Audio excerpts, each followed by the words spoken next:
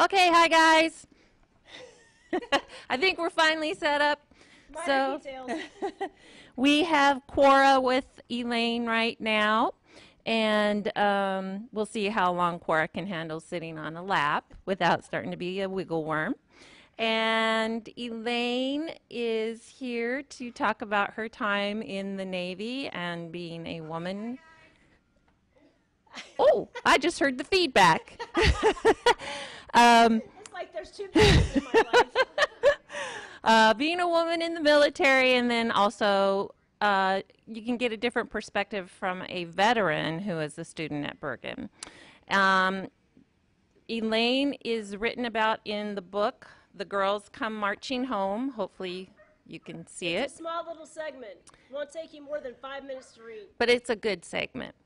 This book is about women in the military, obviously, and it's written by Kirsten Homestead, and she came here and toured the school, and this is her second book. The first one was Band of Sisters, and this is the second one. The Band of Sisters was about women in combat.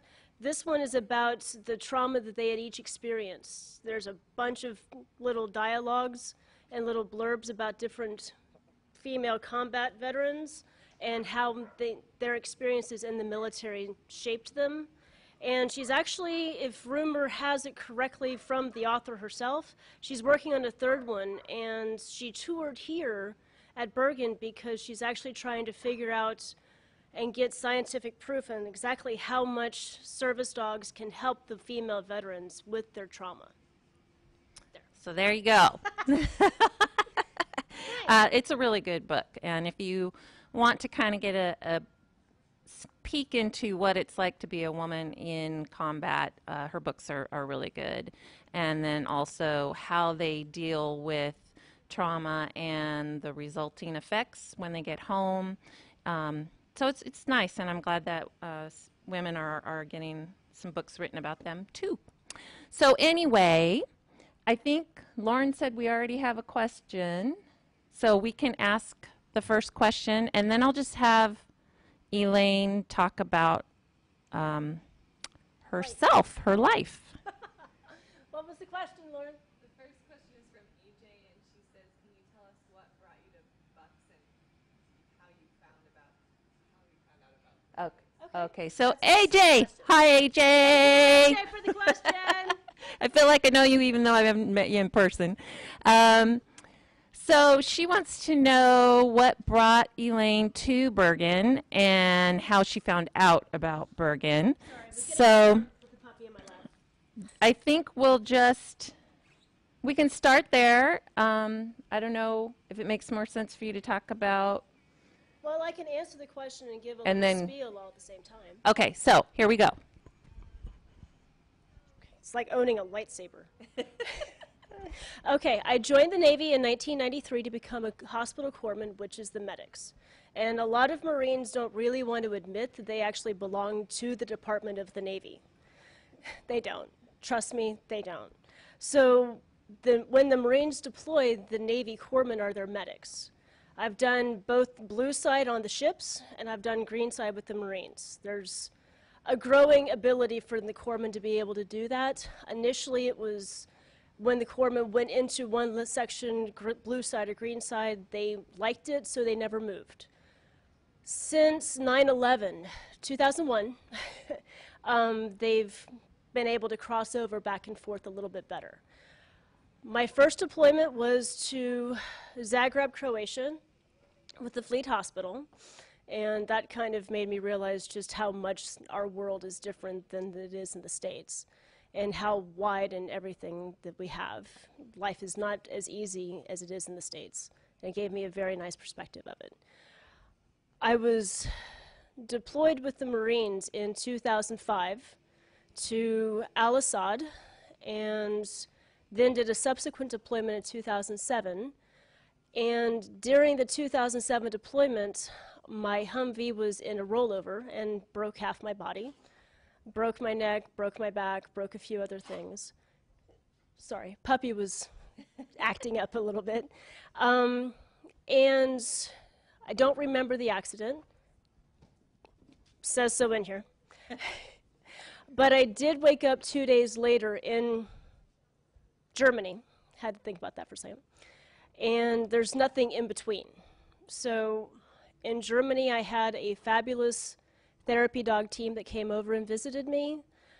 I spent a week in Germany. They did a surgery on my arm. They did a surgery on my neck. The government then moved me to San Diego, where I spent 2 years in occupational therapy rehab and 3 years in physical therapy rehab. During that time of my rehab is when I really started to understand how effective and how wonderful service dogs are, especially to the wounded, especially to the people with PTSD like myself. And once I was able to finally get out of physical therapy, I was able to find a nonprofit organization down in San Diego called Positive Teams. Fabulous group, lovely ladies. And they actually taught me more than I want to admit to. They saw something in me and decided it was worthwhile. So thank you, Carol, Charlie, everybody else. And it was through Positive Teams that I found out about Bergin University. There's not many people who are veterans who have been wounded that are still self-sufficient enough to want to train service dogs for other people. So end goal is for me to train dogs for my fellow brothers and sisters who have been wounded, and then maybe be able to cross the bridge between the wounded and the supporters. I hope that makes sense. There. Do I have another question? Not yet? Okay. Okay. So I'm going to show you, Elaine's going to kill me, but I'll show you the picture of Elaine in the book. The chapter is The World as She Knows It. So Page 223. there's your picture. I don't even remember that picture being taken. I really don't. So why don't you talk about life in the military from a female's perspective, and then how you feel being a veteran, how your time in the military has helped you be a student at Bergen. Okay. I was raised as an only child, and I had a single mother who was working all the time. So I grew up pretty much fending for myself, and obviously was a tomboy. Grew up in Texas, so tomboy could go do this, go do that. Probably more independent than I think my mom wants to admit to when I was at a young age. Sorry, Mom. But that independence and that self-assurance helped me when I was in the military. I know that there are a lot of stories these days about how women are being sexually abused and sexually harassed. I thankfully was not one of those ladies. Either the Marines saw me as one of their own, the other Navy people saw me as one of their own, or they didn't want to put up with my crap, or they were afraid I was going to lose their shot records. I don't know. But they never had that, and I never had to worry about that. So my service time, even with the accident, was a good thing. I never hesitated, and I've never questioned what I've accomplished during my time, which is really kind of impressive after 20 years. Not many people can say that they enjoyed the majority of their time in a 20-year job. So I'm grateful for that. Yes, there were some upsides. Yes, there were some downsides. The downsides made me stronger, and the upsides were breaths of fresh air. The time in the military has helped me with Bergen, because Bonnie has a way of throwing curveballs, not out of left field, but out of a different ballpark. And no, I'm not lying. We call it bonification. We really do. And that has helped us because the Navy has done that for the last 20 years. So that was what we eventually ended up calling being Semper Gumby. Semper is Latin for always. The Marines are Semper Fidelis, always faithful. So we call it Semper Gumby. Semper from Latin, always, and Gumby, the little green plastic dude that was able to be bend and flexible and everything else. So for us, it's always flexible. And that flexibility has helped when Bonnie has thrown out curveballs in different areas, different ballparks, different countries. She has the ability to make us think we have everything under control. She'll meet with us, and we go back to square one going, what happened? Unfortunately, it's true. But it's also kind of interesting, and she definitely makes us laugh and wonder what we were doing here from time to time. You think I'm joking. No, You I know. Poor lady's been dealing with it for years. So why don't you talk a little bit about how working with the dogs in San Diego and also here, how that helps a person who is dealing with trauma and PTSD and physical Okay, we can definitely do that. issues. And because I know a lot of our students that are veterans, and then also the participants that come on campus for Dogs Helping Veterans, those are Sonoma County veterans that come here. To which Elaine. we are eternally grateful for your patience and cooperation and acceptance of our craziness. Elaine helps in that program. She's learning. It's a program for our students who want to work with veterans, because we feel that people who are working with veterans and training service dogs really need to understand how it's different, and understand the culture that they come from. So I do know, we're finding huge positive impacts when we have veterans learn how to train service dogs. It's really helping with a lot of the issues that they're going through. So why don't you just talk about that, because you have an insider's viewpoint. Yes, that insider's viewpoint does come in handy, but is also sometimes the bane of my existence. No, kidding. When you have PTSD, I don't like to call it PTSD. You can't go through a deployment and not be changed, so that transformation cannot be a disorder. So I would really like this to just be post-traumatic stress. Some of the symptoms that come from post-traumatic stress are the hypervigilance, the hyper-awareness of everything that's going on around you, the insomnia, the nightmares, the flashbacks, the emotional spikes out of nowhere. Bonnie will have a fabulous idea. I'll think it's great. I'll think about it 2 seconds later, and I'll be upset that this came out of nowhere and I wasn't prepared for it. So I guess Bonnie's helping with me with my post-traumatic stress, but I'm not sure how. The dogs have been fantastic. They are with you everywhere. I kid you not. I can't even go take a shower without having to worry about stepping out of a dog. Stepping on a dog when I come out of the shower. It's crazy. No visual images for some of you weirdos. But they're always with you. You take them with you to go have dinner somewhere at a restaurant. They don't let you go too far in your house. They always want to be with you. They've been able to help us kind of equalize and find a balance. The dog I'm working with now and the other 2 dogs I've worked with here at Bergen have been able to help me. They wake me up when I have a nightmare. They lean on me when I start to lose focus on where I am. If I start to get stressed out, the little dog I have right now, she's maybe 50 pounds, so in my book she's little, literally tries to crawl up into my lap and just thinks she's cute, gets on her back like Cora was earlier, wants to give me kisses, and evidently after all of that cuteness, life isn't so hard. So it is through that experience, as well as the experiences of my own personal symptoms of post-traumatic stress, that have helped me be able to survive at this point in time in the world, especially in school. School is stressful, yes, military life is stressful, but these dogs are partners. There are 4-legged shadows that never let us get more than 50 feet away from us at any given point. We rely heavily on their eyes, their ears, their senses, and if the dogs don't like somebody, then chances are, chances are then it's probably a good idea. But thankfully, all of the people we've associated here at Bergen has been wonderful. The Dogs Helping Veterans volunteers are fabulous. Most of the time they're either Vietnam veterans or family members of Vietnam veterans, so it's nice to be able to... They're destroying the house. They've been able to help us kind of bridge the gap. We've been helping them with the dogs. They've been helping some of the current veterans who are still getting used to life in civilian world My civilian time officially made a year yesterday. No, that isn't an April Fool's joke. It really was 365 days yesterday. So I'm still wrapping my brain around that.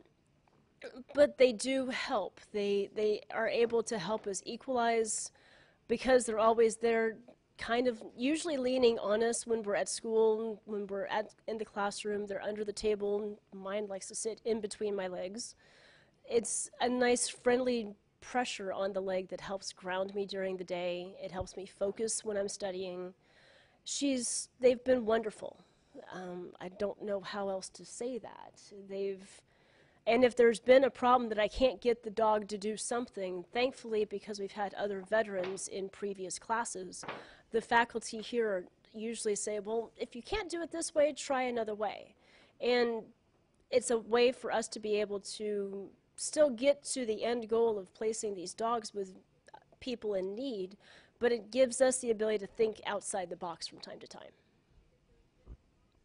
Yeah. Okay. Bonnie's big about thinking outside of the box. Yeah, she usually ends up messing up the borders of that box. So why don't you talk a little bit about the Dogs Helping Veterans program, what you're learning as a student. Okay.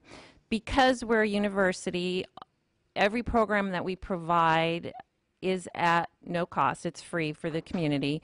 And not just because we're a university, but because we're a nonprofit and we believe in that. And we know that dogs do heal. So, but we also use every program as an opportunity for students to learn. And so the Dogs Helping Veterans program is an optional class for the students who are interested in working with veterans. That we don't get a grade for. Yeah, they don't get a grade for it. This is all about them learning how to work with veterans. Of course, Elaine and Tim, who is an Army veteran and a student here, already know how to work with them, so they're an asset in the class. But the program is to benefit Sonoma County veterans who are not in residential treatment. Some are going through counseling, some are not. But our Pause for Purple Hearts program, which is a residential treatment program, canine therapeutic program at Menlo Park VA, has shown immense success. And so we wanted to provide it for veterans who aren't in a residential program, and also be able to provide it as an educational learning tool for our students, because the goal is to get this program out throughout the U.S. So as our students leave, the mission is for them to begin similar programs of their own wherever they end up, so that more veterans can participate. So Elaine can, What was my question? I'll tell you again, can kind of give you an overview of what they do in the program, how they help the veterans that are coming, and then also what she's learning. That's a tall order. Sorry. That's a tall order. Okay. As soon as I found out that Bergen was doing a Dogs Helping Veterans, I automatically jumped on it. Just because I am a veteran doesn't mean that I can coordinate and understand and be able to articulate every single thing adequately enough for the veterans at this point. So it took me in my comfort zone and then shifted me a few degrees to be able to understand and be able to articulate what I need that person to do with the dog at some point in time that was going to be able to come up with a positive result. The Dogs Helping Veterans program was actually created by last year's associate students, and those were 2 veterans. And it's an outpatient? Yes. It's an outpatient version of Pause for Purple Hearts, which is here in Menlo Park, which isn't far away. We get volunteers that are veterans, family members of veterans. Right now we have 2 veterans and their wives who are going through the program right now. We learned how to place the service dogs in training with the veterans after seeing how they interact with all of the dogs at some point in time for the first couple of days. And then we basically go through our client training which is the client training is the 2 weeks that Bergen does when they're placing service dogs. So it takes the Dogs Helping Veterans takes that information passed down of the 2-week client training and breaks it down to where we can get the veterans to understand, get the veterans to actually handle the dogs, putting them in cars, dressing them to go out in public with their working vests, grooming the dogs, that type of thing. And it helps me to be able to teach other people how to take care of their dogs at a future point. And since my end goal is to go back to Positive Teams and help them with their own Dogs for Veterans program, it's giving me kind of a learning, walking how-to program. And I really plan to take a lot of what they're teaching at Dogs Helping Veterans here at Bergen and transfer it down to Positive Teams. The Dogs Helping Veterans program helps me to be able to articulate things in different ways for there to be understanding human to human, regardless of age, experience, whatever the situation might be. And it allows the humans to be able to work with the dogs. We try to work it that the dogs that will be going through the Dogs Helping Veterans program will eventually be placed with other veterans. That's our grand scheme. We truly hope that to happen, but it's one that's, if they start to get used to some of the triggers that the veterans have now, they'll be able to react faster, react better, be a better helpmate, teammate, partner for a future veteran. Good, good. Oh, there's a question. Okay. So this is coming from someone who has, she has a son in the Navy who is just finishing medical school, and she is asking, is there anything you'd like to say to the medical community? Okay, so this is from somebody who has a son in the Navy. And hello, because I do too. Thank you for supporting your son. Yes, yes. Family support is huge in helping our military members get through their deployments. So your son is getting medical training, and they want to know, what was it? I got sidetracked finding out there's another mom of a Navy boy. If I want to say something. Oh, and so would you does Elaine have any words of wisdom for the medical community? The medical community, you guys rock. Thank you. If it hadn't been for the superior care between my broken neck and every other part, I would not be here now. I had broken several parts of my body. I shattered my left upper arm. I broke a couple of vertebrae in my back. I broke a few ribs, and I broke my neck. I know you can't see it, but it's right there and right there. Because they are so well trained, people like me are still here. In any other time of military service, any other war, any other situation, I would either be paralyzed or dead. So because they are trained so well, I'm here. And now I can be the bridge between the patients you fix and those that can be leading self-sufficient lives with the service dog in place. So I am your bridge between both communities, and I am honored to step into that role. I've served with 20 years of medical people, and I don't have a bad thing to say about any of them, and there's not many situations where you can have that possibility. Those that are thinking about going into it, into the medical community in the military, go for it. They need all the help they can get. Those of you who are on the front lines, I salute you, I pray for you, I hope you come home safely. And those that are in the first responder units in Germany, in the forward deployed bases, you guys are doing great. Keep your heads up. You're doing fabulous. You're taking care of the people, just don't forget to take care of yourselves as well. For those that are actually taking care of the massively injured people, listen to your patients. If something is wrong, they will tell you. Please don't go into something prejudging.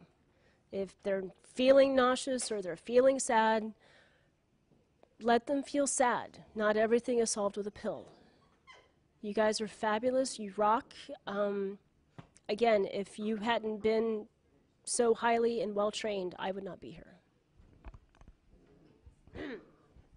So thank you for that question. That is important.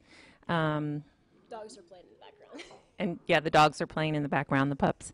And as somebody who works with the service dogs here and is lucky enough to be a part of the Dogs Helping Veterans and Pause for Purple Hearts and see the results, the amazing results, I can say, and who is a mom of a military member, when my son came home for a visit after his first deployment, he was involved in some things. I don't really even know all of it, but saw things, and he doesn't want me to know all of it, but had a tough time kind of getting back into the civilian world, which is normal.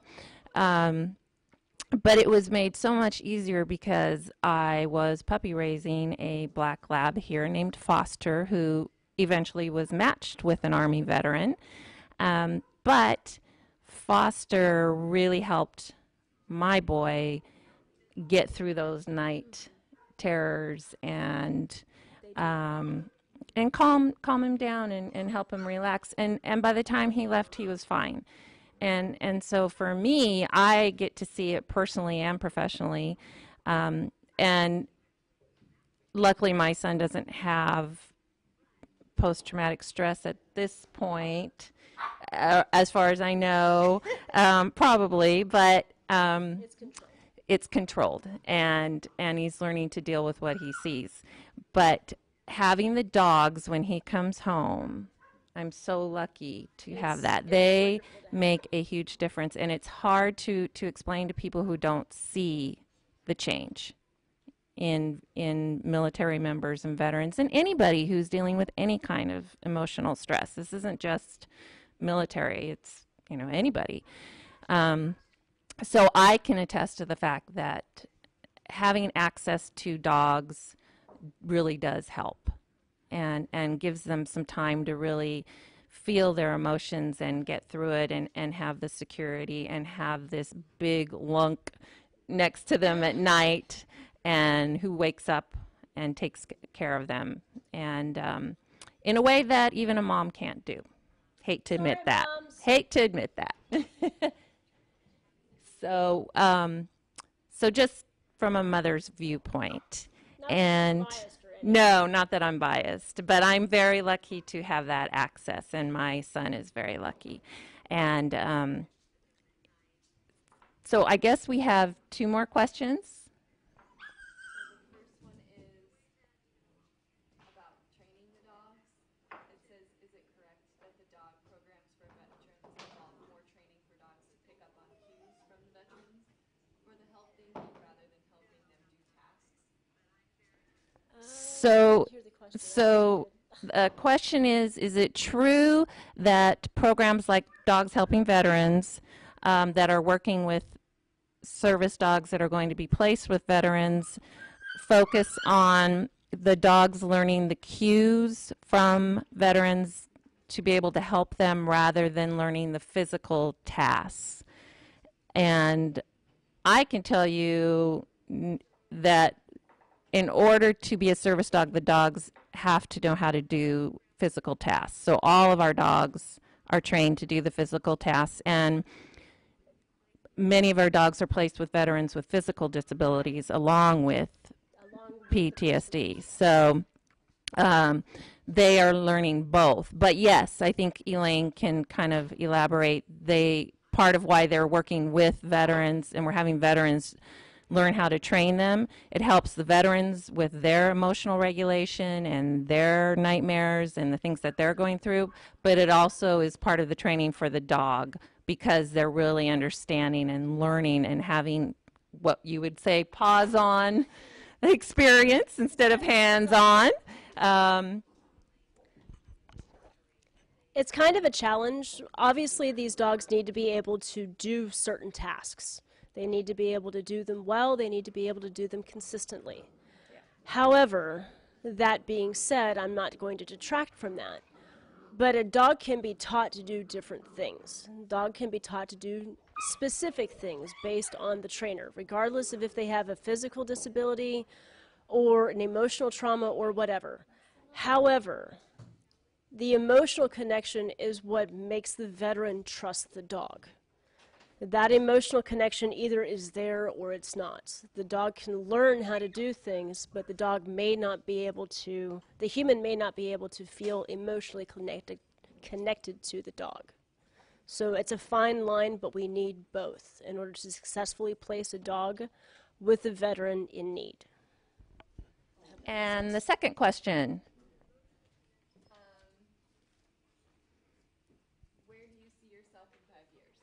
Where do you see yourself in 5 years, Elaine? The Navy has taught me to have a 6-month, 12-month, and 3-year plan all ahead.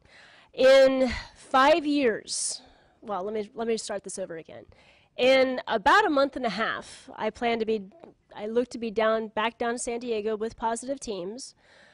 One of the 2 co-founders, Carol, whom I love, she's not related to me by blood, but she's definitely related to me because she's dealt with so much of me, and I love her to death, and she still wants me around. So can't pass up a friendship like that. Positive Teams is working on establishing their own post-traumatic stress program, and they're going to incorporate the service dog mobility issues that they're using now with the emotional bond of a post-traumatic stress dog. Carol and I are going to be starting that program up as soon as I finish school here. So in 5 years, I look to be in charge of that post-traumatic stress program and starting to take over the rest of Positive Teams as the newest trainer, so that way these ladies who have created this nonprofit 18, 20 years ago can finally actually be retired and enjoy life rather than stress about the stressors of nonprofit organizations. So, and I hope to be able to place as many potential service dogs with as many needed people and have it be a good fit every time. There. Good. There wasn't any thought to that at all. So we need to wrap it up. As you know, we have training at 10 o'clock here, so I want Elaine to have some time to get all of... for Bonnie? Yes. Get ready for puppy training. And thank you for your questions. Thanks for joining us. I hope you guys enjoyed this. I thought it would be really nice to get a student's perspective that has the background of being in the military, especially since that's a huge issue right now. We have a lot of men and women coming home with a lot of different disabilities and needs, and so we want to be supportive of them and continue to support our military. And I can tell you from working at the university that our veteran students, we've had a couple of them for the last 2 years, and they are amazing people, very hardworking, very focused, very disciplined. Handfuls. Yeah, they're handfuls because they say what they have to say. We don't beat around the bush, we chop it down the middle. Yeah, they do. So they're wonderful, and they're very supportive. They're supportive of their fellow students. They really work hard. They go above and beyond.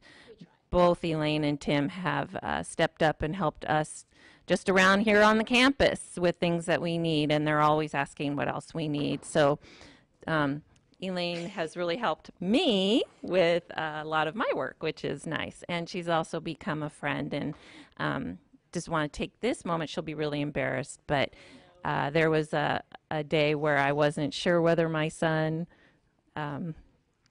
was here or not, so did not handle that well. And she handled it beautifully. She handled it like a mother. She was fine, and I'm very happy that her son is still here, and then he can take over the problems of taking care of her. Yeah, there you go. But Elaine was amazing, very supportive, both she and Tim, and they have that insight, so it's very nice. So anyway, we will get ready for some puppy training pretty soon. I'll put the camera back on the cute little cues, and have a great day, you guys. Thank you.